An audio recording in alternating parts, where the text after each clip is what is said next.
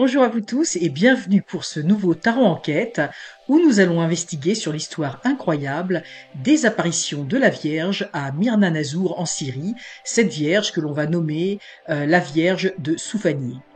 Alors Myrna Nazour, elle est née le 3 mai 1964. C'est une femme syrienne d'origine chrétienne, grecque, catholique, melkite. Donc un grand mélange au niveau des religions, ce qui est le cas d'ailleurs dans cette région. Alors elle a été au centre d'un phénomène religieux assez exceptionnel et elle réside à Soufanieh, qui est un quartier de Damas en Syrie, où des événements miraculeux se sont produits à partir de 1982. Alors ces phénomènes incluent des effusions d'huile, des apparitions mariales, des extases mystiques, des stigmates et des guérisons. Donc autant dire que c'est assez marquant. Alors, le premier événement remarquable s'est produit le 22 novembre 1982.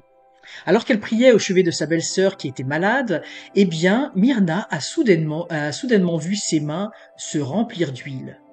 Elle s'est demandé ce qui se passait et j'ai envie de dire presque instinctivement, eh bien, elle a posé ses mains sur la malade qui a ressenti immédiatement un grand soulagement. Et peu de temps après cette histoire, cette aventure, eh bien, il y a une image de la Vierge qui avait été rapportée de la Bulgarie par son mari Nicolas, qui a commencé à suinter une huile parfumée qui a été considérée comme une huile miraculeuse. Et alors, il y a une voix féminine qui s'est adressée à Myrna, lui demandant d'ouvrir les portes de sa maison à tous ceux qui cherchent consolation et prière.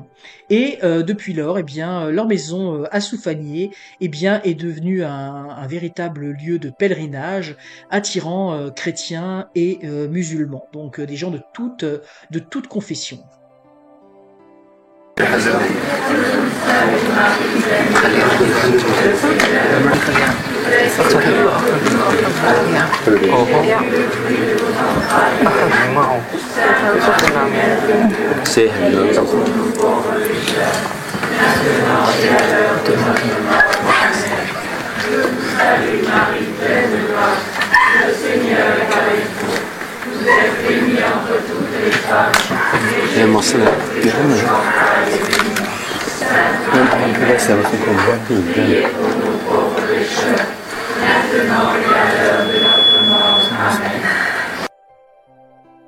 Alors entre 1982 et 1983, eh bien, Myrna aurait été visitée plusieurs fois par la Vierge Marie, et généralement ces apparitions se déroulaient sur la terrasse de sa maison, dans une atmosphère intense de prière et de recueillement.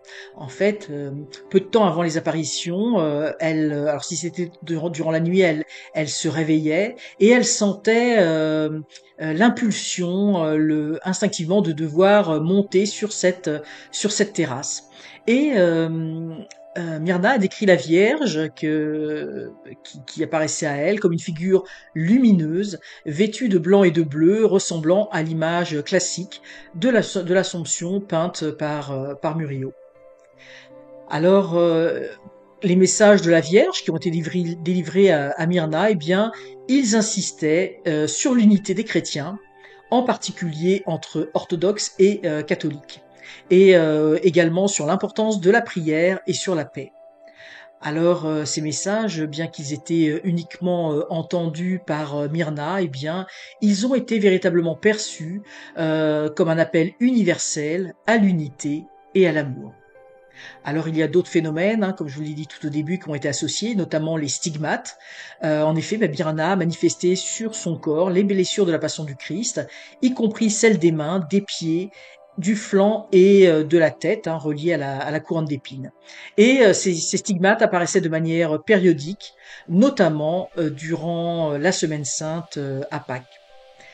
Il y a également eu les extases mystiques. Donc, avant ces apparitions, eh bien, Myrna rentrait souvent en extase un état où en fait, quand on la regardait, elle semblait complètement déconnectée du monde extérieur, mais elle affirme pendant cette période-là avoir eu notamment des visions du Christ. Et ces extases, en général, eh bien, ils sont précédés d'une effusion d'huile de son corps, parfois même de ses yeux, ce qui était pour elle très douloureux en fait. Et il y a eu également bon nombre de guérisons miraculeuses.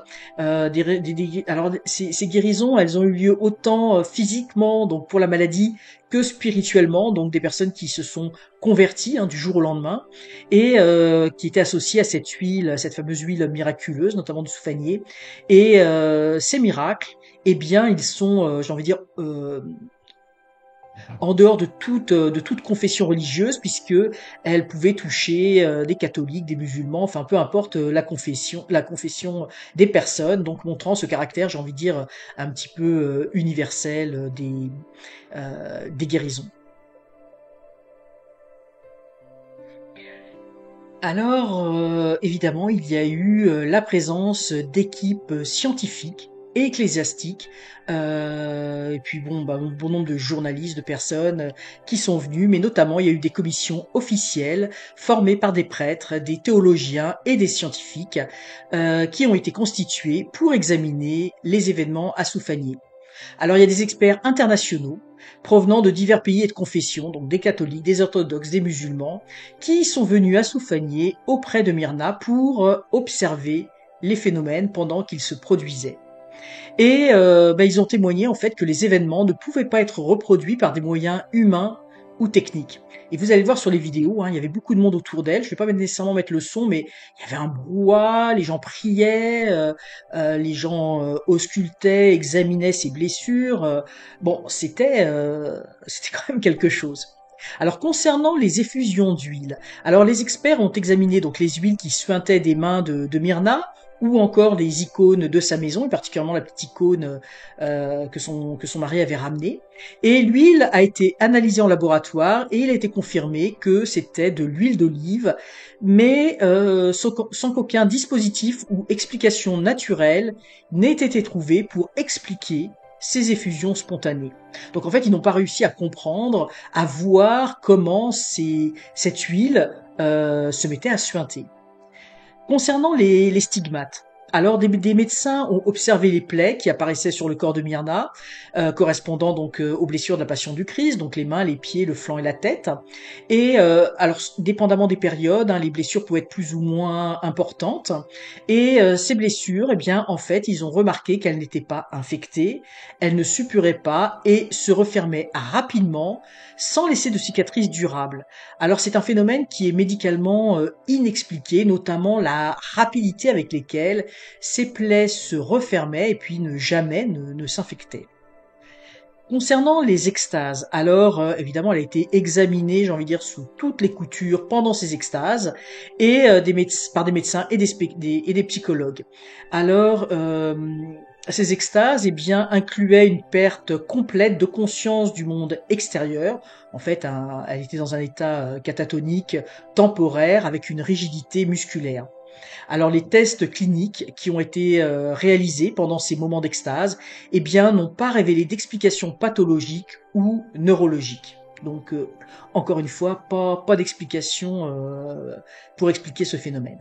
Et concernant les guérisons, alors, bon, il y a eu énormément de guérisons, mais en fait, il y a eu environ 17, ou je crois un peu plus de 17 de guérisons, qui ont été documentées et qui ont été directement associées à Myrna ou à cette fameuse huile miraculeuse. Alors certaines de ces guérisons, alors notamment il y avait des maladies très graves comme la paralysie, la polio, la cécité, des cancers, elles ont toutes été étudiées par des médecins. Alors il y a eu des rapports détaillés incluant des analyses, des radios, et tous ont été soumis à des commissions d'enquête. Alors bien que les phénomènes de Soufanié bien défient les explications scientifiques, on se rend compte que en fait les conclusions varient selon les observateurs. Alors certains vont qualifier de miracle attribué à une intervention divine, donc tout ce qui s'est passé, mais d'autres vont préférer parler de phénomènes inexpliqués en soulignant l'absence de supercherie détectée. Alors aujourd'hui, âgée de 60 ans, eh bien, donc en 2024, Myrna Nazour, eh bien, elle continue de vivre à Soufanié, où elle accueille des pèlerins. Et elle témoigne toujours encore de tout ce qu'elle a vécu. Et son témoignage, eh bien, il inspire de nombreux croyants dans le monde entier, surtout en raison de son appel à l'unité et à la réconciliation. Alors pour ce tarot enquête, je vais utiliser le tarot de Marseille de Nicolas Convert et le tarot de l'illumination.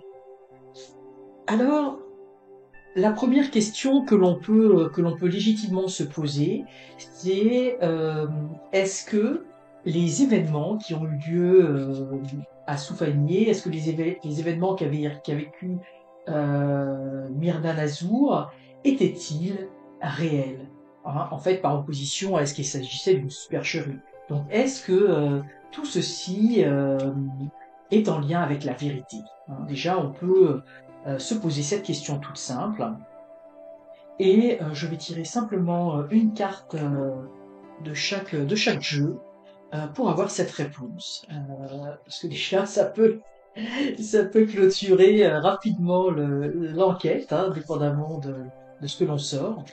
Donc, est-ce que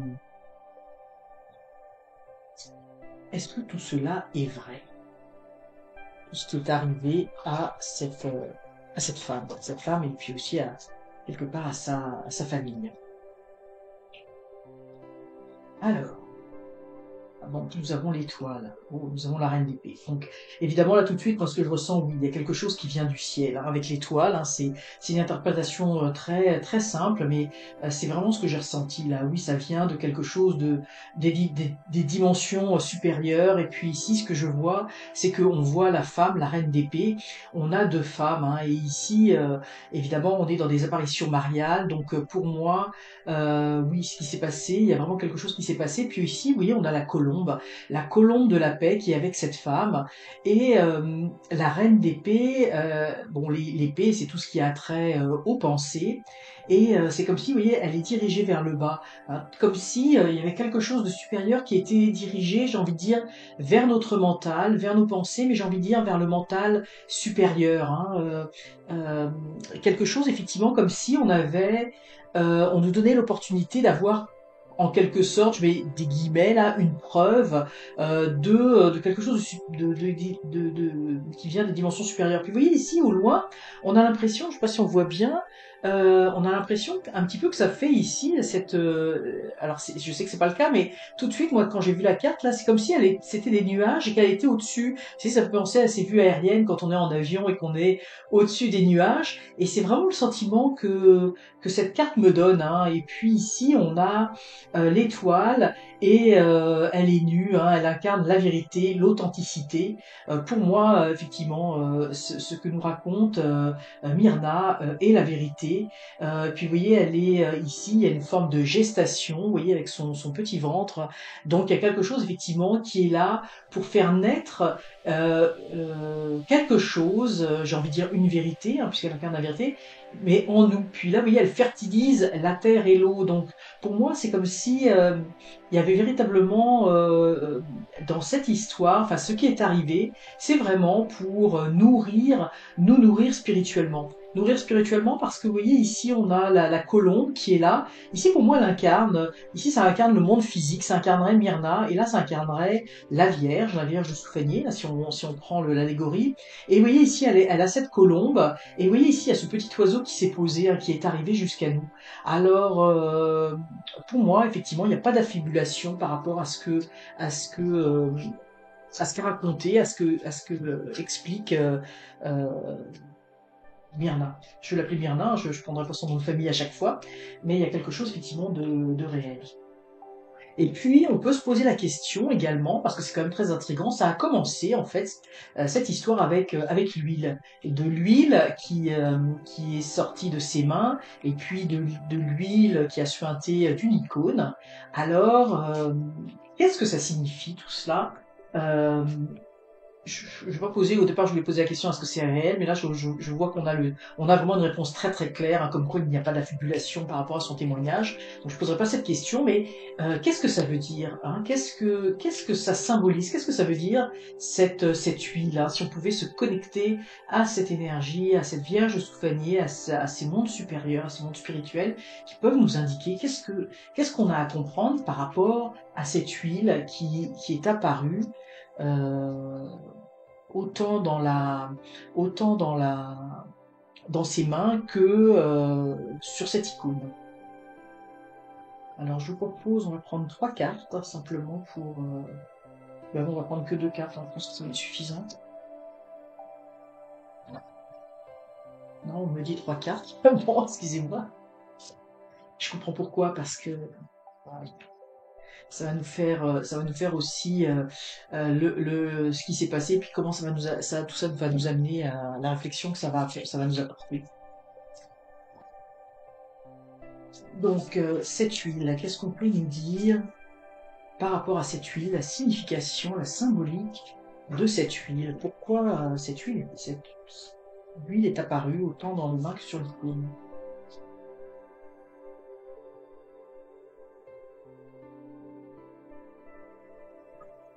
Alors, je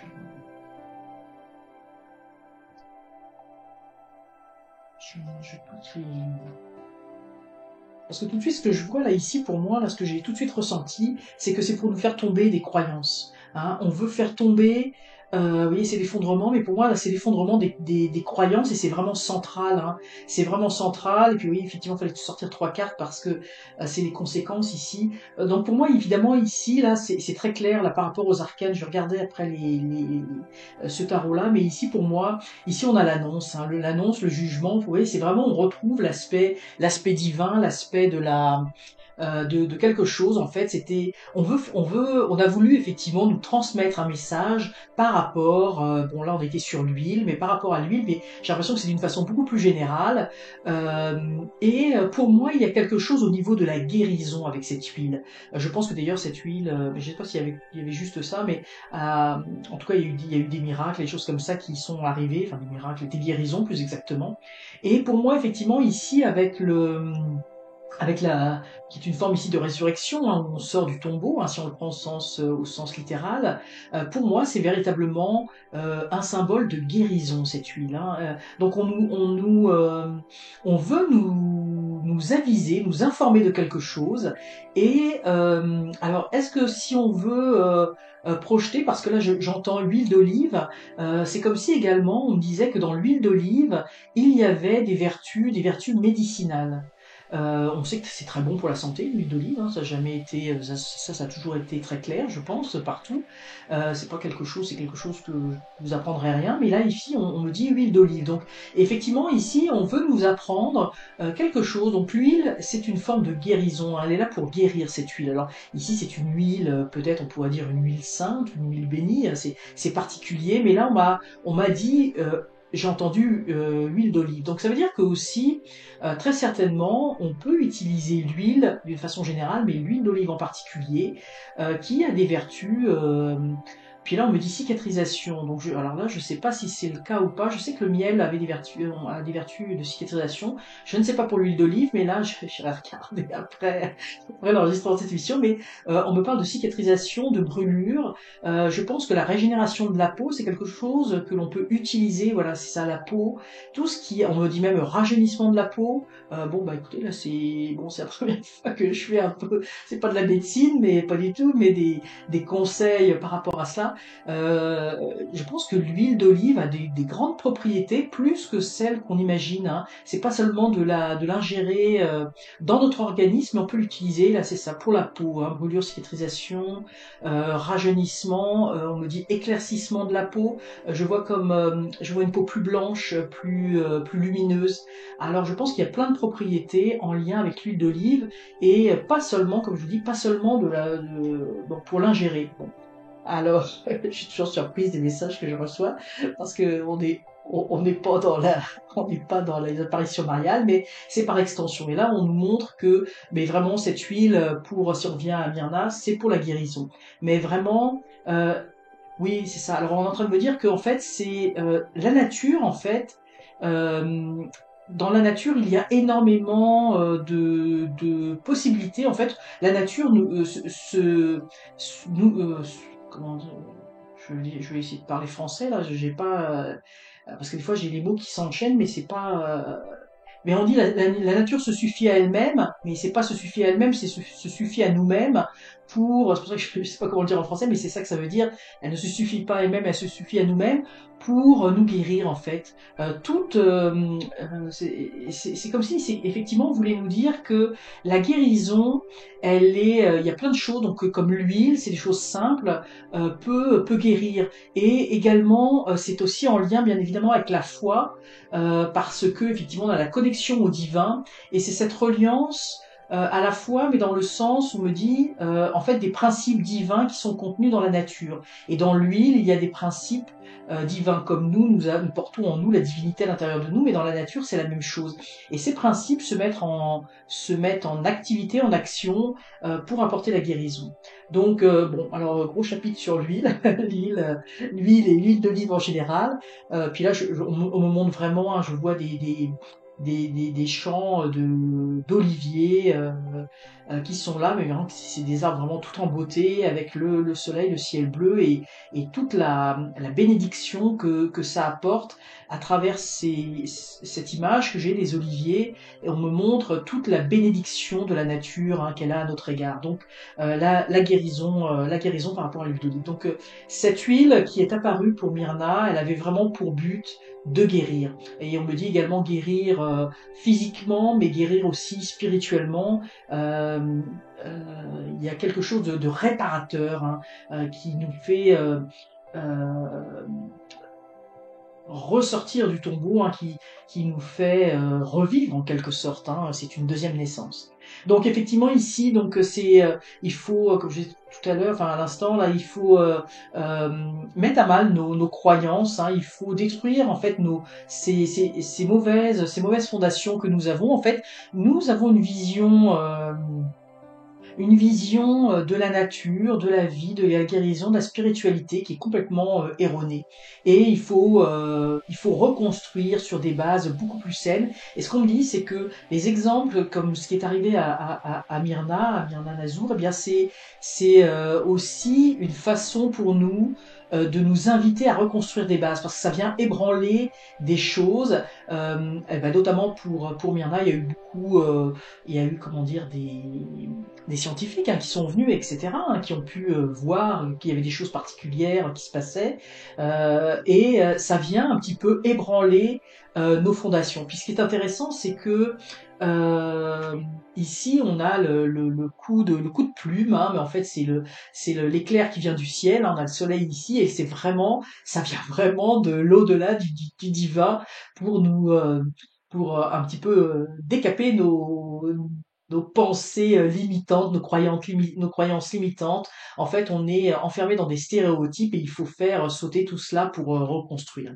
Et ici, on va avoir, donc c'est pour ça que j'avais besoin de cette troisième carte. On disait c'était l'impact que ça allait avoir, ben ça va avoir un impact sur la vision que l'on a du monde, hein, parce qu'on a une vision actuellement très étriquée, très recentrée sur la femme, sur l'humanité, et il faut s'ouvrir à quelque chose, il faut s'ouvrir à l'extérieur. Hein. Ici, on a les quatre éléments. Il faut vraiment s'ouvrir à la nature, à ce qu'il y a autour de nous, parce que là, c'est comme si en fait on avait toutes les réponses autour de nous dans la nature. Hein, et il faut sortir de cette vision un petit peu nombriliste, égoïste que nous avons, où tout est centré autour de l'homme, alors qu'en fait il faut s'ouvrir à tout cela, et c'est vraiment une invitation. Ces événements qui arrivent, cette huile, j'ai envie de dire miraculeuse, on va dire ça comme ça, qui peut guérir avec vraiment des principes divins qui sont dedans. Eh bien, c'est précisément pour chambouler nos croyances, hein, pour nous secouer un petit peu dans ce que nous vivons et pour nous sortir de notre torpeur et nous inviter à voir autre chose. Alors, on a le pendu ici, je vais voir la deuxième ligne, je l'avais pas regardé avant, je voulais pas me laisser influencer parce que j'avais vraiment beaucoup d'informations par rapport, j'aurais pu faire simplement ici le tarot de Marseille parce que là, pour moi, là, les cartes sont très parlantes, hein. Elles prennent vie. Là, c'est difficile de vous expliquer, mais c'est très parlant pour moi ici. Mais ici, vous voyez, on a le pendu. Alors le pendu, c'est intéressant parce que c'est précisément, il faut voir les choses autrement. Alors on voit, puis en plus, ce pendule, ce pendu, pardon, il est représenté d'une façon très intéressante parce que l'équilibre, c'est lui qui le fait avec cette tige là où qui tient sa main. Donc en fait, il peut donner du lest, il peut se libérer quand il veut, mais c'est lui qui crée son propre équilibre. Donc c'est à nous de voir les choses autrement, de créer un nouvel équilibre dans notre vie, parce que il y a des fondations, des croyances qui tombent, et c'est à nous de rééquilibrer les choses, de prendre un instant. Et ce qui est intéressant aussi avec ce pendu, vous voyez, c'est de prendre, je vais prendre celle-là, c'est de prendre, vous voyez, ici, si on voit il se regarde, hein, l'ange, l'aspect divin, et le pendu se regarde, hein. S'il était comme ça, il se regarderait pas. Mais là, vous voyez, il se regarde. Donc puis vous savez, quand on est jeune, on fait le poirier, là, on a la tête en l'air, et bien, effectivement, on voit autrement les choses. Et là, vraiment, ça, c'est une invitation à regarder vers le ciel, à regarder vers les étoiles, hein. Pour moi, ce pendu, à voir autre chose que notre vision habituelle du monde physique, du monde terrestre. Alors, c'est franchement intéressant. Nous avons ici le roi de coupe. Alors le roi de coupe, c'est tout ce qui a trait tout ce qui a trait aux émotions. Et ce roi de coupe, bon là je vois tout de suite là vous voyez son pendentif avec un poisson. Donc c'est l'abondance, c'est la richesse, c'est tout ce qui est en lien avec la spiritualité. Et pour moi ici c'est la maîtrise, le roi, c'est la maîtrise dans ses émotions et dans sa spiritualité. Alors pour moi véritablement cette coupe, il se nourrit. La coupe elle est très proche du poisson, vous voyez ici. Et ça brille un petit peu, je pense qu'on le voit bien, mais c'est comme si, vous voyez, le poisson se nourrissait des énergies de cette coupe, donc nous nous nourrissons en fait de tout cela. Ces événements qui arrivent sont très riches pour nous, sont très riches, sont très porteurs. Puis on voit, il s'appuie sur sa canne, donc on peut s'appuyer sur ces vérités divines. Euh, ça nous invite également. Puis ici on a l'épée, le valet d'épée. Alors le valet c'est beaucoup plus, j'ai envie de dire, beaucoup plus jeune comme énergie.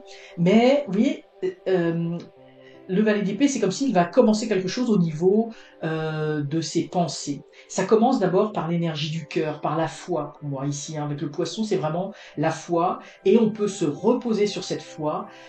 Et quand la foi va être arrivée à une certaine maturité, c'est ça qui va donner cet élan, ce dynamisme, ce renouveau euh, pour avoir de nouvelles pensées, hein, pour que quelque chose d'autre, des pensées nouvelles, des pensées plus jeunes, des pensées plus matures, puissent s'incarner en nous. Et on a encore une fois ici, on a une jeune femme, hein. Le valet, normalement, c'est représenté par un homme, ici c'est représenté par une femme.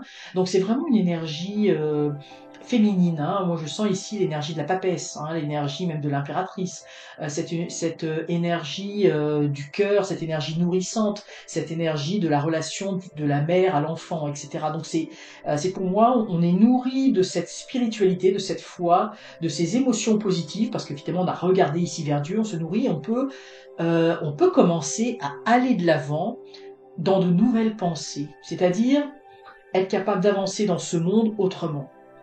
Et d'avoir une vision autre du monde. Et vous voyez, si on revient ici à l'huile, si on revient ici à cette annonce, pour moi, l'utilisation de cette huile permet de balayer certaines pensées, alors j'ai envie de dire de croire, mais c'est pas une question de croire, c'est pas une question de croyance, mais vous voyez, c'est la matérialisation de nos pensées nouvelles, où on comprend réellement, intuitivement, avec son mental supérieur, que oui, cette huile permet la guérison, oui, cette huile a quelque chose d'extrêmement bénéfique, on part sur quelque chose de complètement nouveau. Mais ça passe par le fait de regarder les choses autrement, de changer ses fondations, ça passe par la spiritualité, ça passe par un éveil intérieur, ça passe par un éveil de la conscience, ça passe par une ouverture très grande de nos émotions, de notre cœur, de notre foi à autre chose. Alors c'est intéressant, donc on peut vraiment se dire que tout cela arrive effectivement dans un but d'éveil spirituel.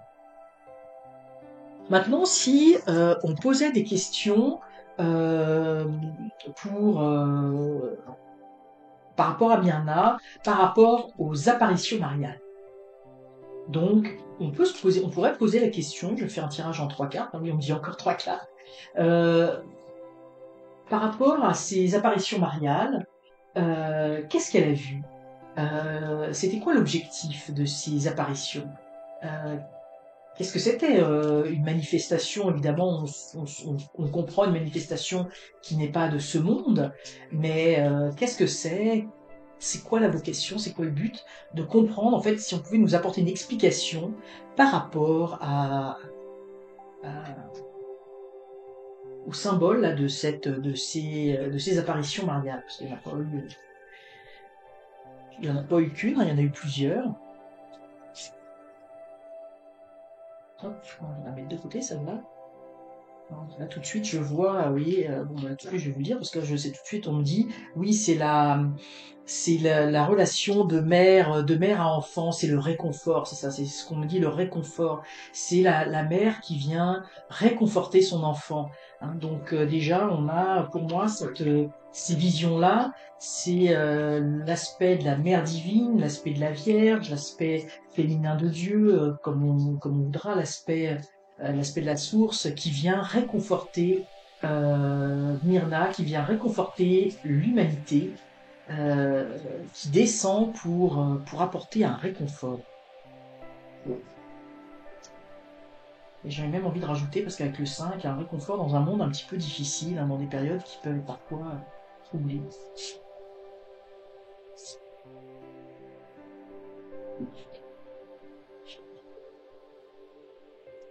Ça,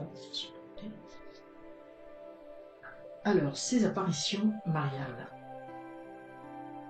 Ah, bah, décidément, on a la tour. Hein. Bon, je vais tout de suite déjà voir avec ça, là, parce que ça me parle tout de suite, tout de suite. Ces apparitions mariales, ça a pour but de recommencer quelque chose, de commencer un cycle de compréhension. Hein. Pour moi, c'est le battleur, c'est l'énergie du commencement, mais l'énergie du commencement avec tous ces outils. C'est-à-dire que ici, pour moi, on veut que l'humanité, parce que là, je pense, pour moi, c'est des messages qui sont destinés à l'humanité, hein, mais prenne conscience qu'elle a tout ce qu'il faut, qu'elle a un certain nombre d'outils pour commencer un chemin vers l'éveil à d'autres mondes. Hein. Pour moi, c'est le commencement de quelque chose.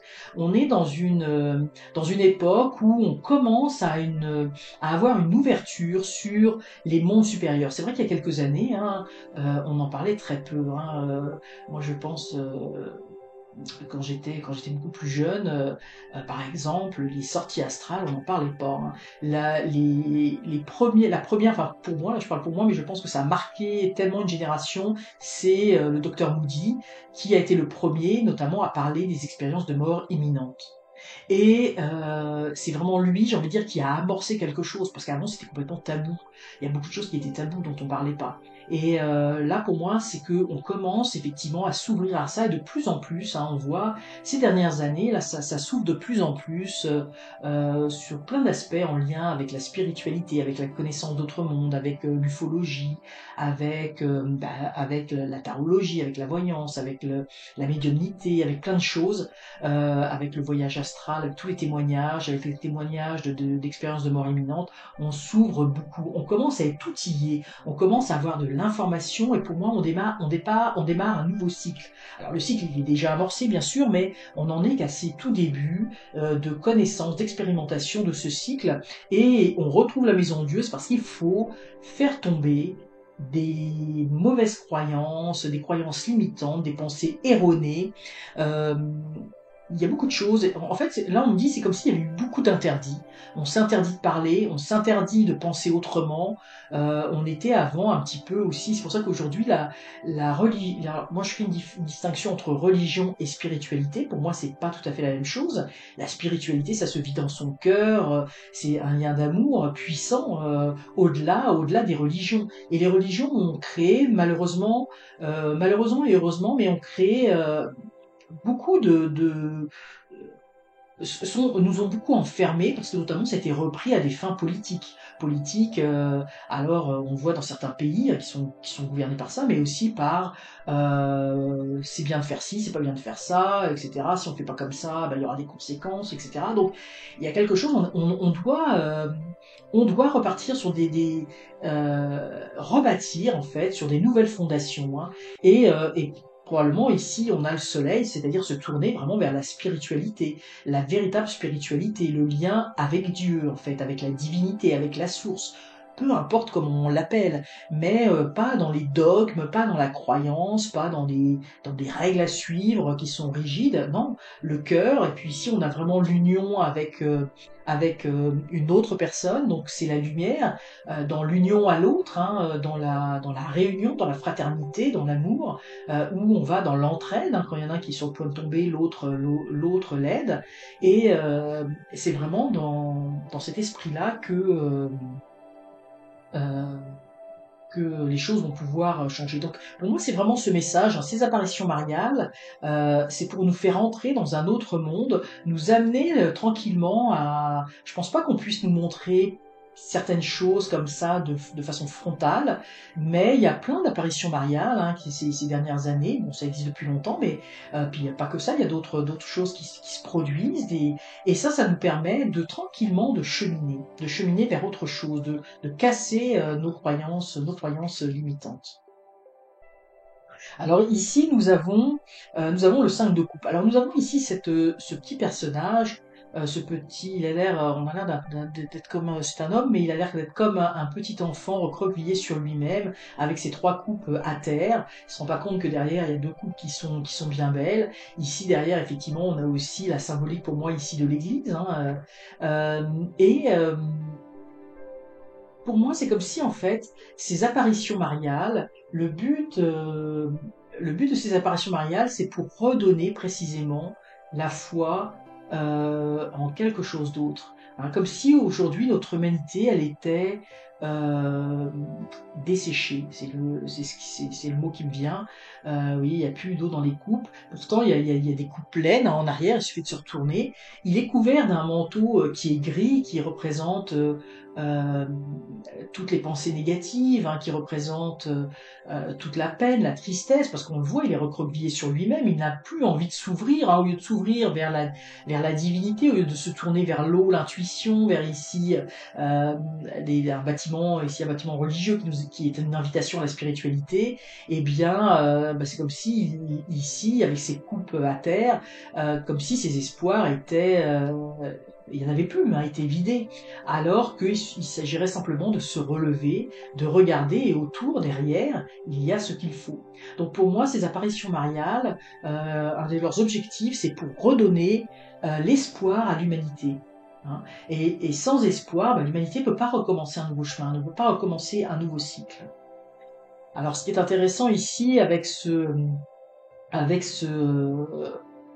8 de pentacle, on a ce jeune homme qui est en train de battre le fer, je sais pas comment on dit, enfin en tout cas de taper sur l'enclume pour, évidemment là, faire un pentacle.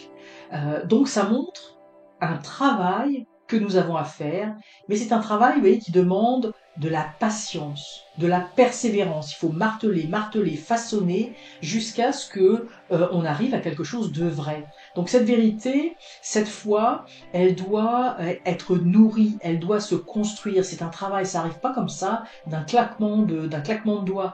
C'est quelque chose que l'on doit travailler ardemment avec la force de ce jeune homme. Et ce qui est intéressant ici, c'est que on voit dans ces alors peut-être plus dans celle-là, mais ce sont pour moi deux représentations en lien avec des bâtiments religieux, l'église, je ne sais pas si on le voit très très bien, donc ici et puis ici. Donc l'inconvénient ici, c'est que oui, il y a un mur. Il y a un mur entre ce jeune homme qui travaille et l'aspect spirituel, son chemin spirituel. Donc il y a vraiment un travail à faire pour se libérer ici et puis ici pour se libérer de ses pensées négatives. Hein. Donc Il y a quelque chose ici pour moi avec le pentacle. Le pentacle ou les deniers, c'est ce qui représente la matérialité. Donc il y a un mur à briser parce que nous sommes probablement trop ancrés dans notre réalité. Ces apparitions de la Vierge, c'est quelque chose qui relève du cœur, qui ne relève pas du matériel. Mais par contre, c'est quand même intéressant parce que c'est quand même la cristallisation dans le plan physique de quelque chose de spirituel. Mais il faut travailler à partir de ça. Donc il faut se servir de ces apparitions pour cultiver quelque chose en nous, pour développer notre foi, pour travailler sur notre propre cheminement. Et ici, nous avons le 3 d'épée, nous avons ce cœur transpercé. Alors on a la réponse vraiment ici, on avait la carte du réconfort, mais là si on n'avait pas compris, on voit l'humanité a le cœur transpercé. Transpercé. Le cœur, c'est l'organe vital, ça fait partie des organes vitaux du corps. Sans le cœur s'arrête de battre, en quelques minutes, nous décédons. C'est le cœur de notre vie et également le sang a une valeur extrêmement, une valeur symbolique spirituelle extrêmement forte. Hein. Le sang, on a des veines partout dans le corps, achemine cette énergie partout dans le corps. Alors, et on le voit, si à un moment donné le sang n'arrive plus à un membre, ben ça va être l'amputation, hein, le membre va devenir mort.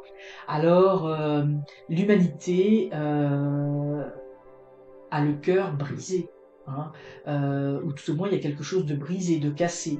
Et les apparitions mariales viennent précisément pour nous réconforter, pour remettre notre cœur d'aplomb, notre cœur à niveau, pour revaloriser, j'ai envie de dire, les choses importantes. Et moi, ce qu'on me dit aussi ici, c'est que c'est la symbolique également de la guerre. C'est la symbolique des mauvaises paroles, des conflits, des querelles, à tous les niveaux. C'est vraiment tout ce qui vient poignarder la divinité à l'intérieur de nous. Alors, on est dans un état où, à cause de tous nos défauts, de tout ce que nous portons à l'intérieur de nous, de jalousie, de vanité, d'orgueil, de ressentiment, de vouloir être le meilleur, le ceci, le cela, et bien, aussi cet esprit de conquête, de convoitise, et bien, c'est venu mettre à mal notre relation avec la divinité. Hein, parce que la relation avec l'unité, c'est une relation de cœur, cœur à cœur, ça commence par le cœur. Et ça a amené, évidemment, ici on voit la désolation. Et que maintenant, il va falloir retravailler pour, euh, pour, pour réparer en quelque sorte les dommages que nous causons, hein, pour évidemment agir autrement. Et il y a quelque chose, vous voyez, que l'on voit de commun avec ces deux cartes, euh, c'est ce mur derrière. Nous avons un mur à abattre. Nous avons quelque chose à détruire à l'intérieur de nous, à mettre en pierre, hein, à détruire pour pouvoir accéder à la liberté. On voit bien que ça entrave ici. On voit bien ici ça entrave par rapport au chemin. Donc ces apparitions mariales sont vraiment une invitation pour moi à trouver l'inspiration pour reconstruire quelque chose à l'intérieur de nous. Reconstruire au niveau du cœur et puis détruire en fait toutes les choses que nous avons, les barrières que nous avons mises euh, en lien avec la spiritualité, mais en lien également avec les autres, avec toutes ces énergies négatives. Hein. Donc pour moi c'est ça véritablement, c'est ce qui ressort des cartes. Ces apparitions mariales ont pour but de créer en quelque sorte un électrochoc, ont pour but de nous réconforter et de nous inviter à commencer un nouveau chemin complètement différent de réparation, de travail, de libération de certaines pensées négatives, de certaines émotions négatives, etc. Travailler dessus, marteler, taper ce qui ne va pas pour faire renaître ce cœur.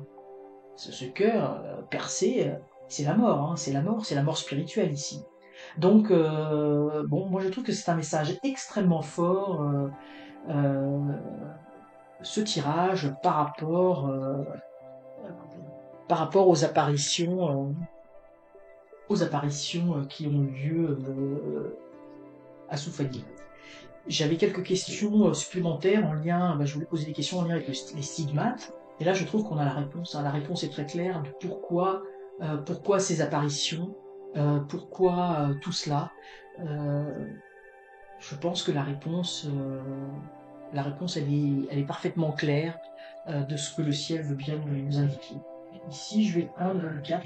Je vais essayer là, je pense, mais parce que je sens ici, on va se connecter avec la Vierge de Soufanier pour voir quel message. Je pense celui-là parce que c'est un oracle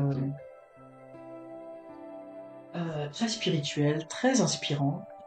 Je vais quand même pousser les cartes, faire un petit peu plus de place. Et on va voir le message que la Vierge de Soufanier, on va prendre juste une carte, que la Vierge de Soufanier veut bien nous transmettre aujourd'hui, parce que ça fait quand même, ces apparitions ont commencé en 1982, nous sommes en 2024, hein, donc quand même quelques années plus tard. Et quel serait le message aujourd'hui à nous transmettre par rapport à tout cela, pour nous aider aussi dans notre évolution spirituelle.